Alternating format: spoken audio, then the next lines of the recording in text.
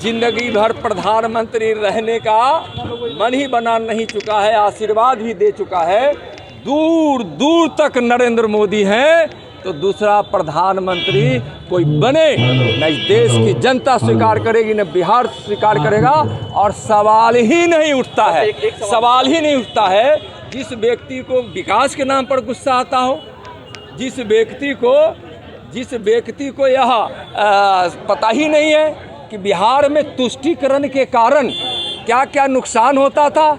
किशनगंज की स्थिति जाकर देख लीजिए, क्या है। समाजवाद और राष्ट्रवाद की परिभाषा शायद उनको समझ में नहीं आता है। समरसता, समानता और एक रूपता समाजवाद है, और वो क्या करते हैं। तो आज जिस प्रकार से जनादेश को उन्होंने धोखा दिया है, एक अराजक राज को गला लगाया है, वैसे दल के गोद में जाकर बैठे हैं कांग्रेस आरजेडी को, जिससे बिहार तबाह रहा है। और प्रधानमंत्री बनने का तो दूर दूर तक क्या, जो माने कई लोगों ने कहा है कि 7 जन्म क्या 49 जन्म भी लेंगे तो प्रधानमंत्री बनने वाले नहीं है।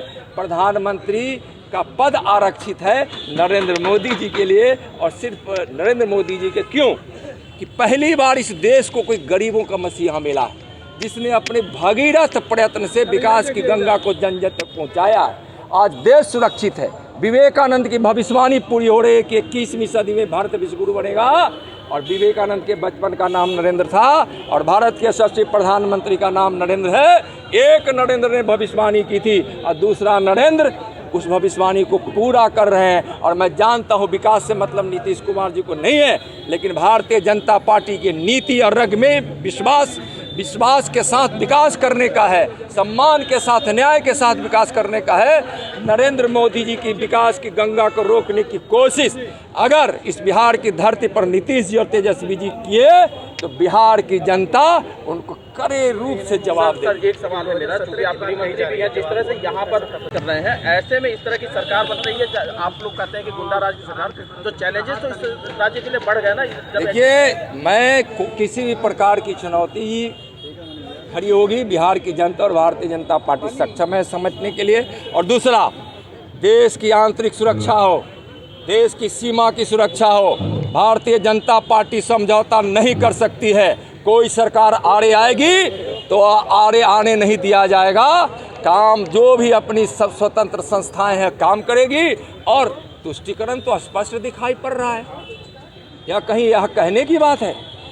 मैं तो नीतीश जी से कहूँगा कि एक बार जाके और किशनगंज, अररिया, पूर्णिया, कटिहार के सीमाओं पर जाकर घूम लीजिए, जहाँ तो शादी विवाह में शंख बजाने की अनुमति ही नहीं मिलती है।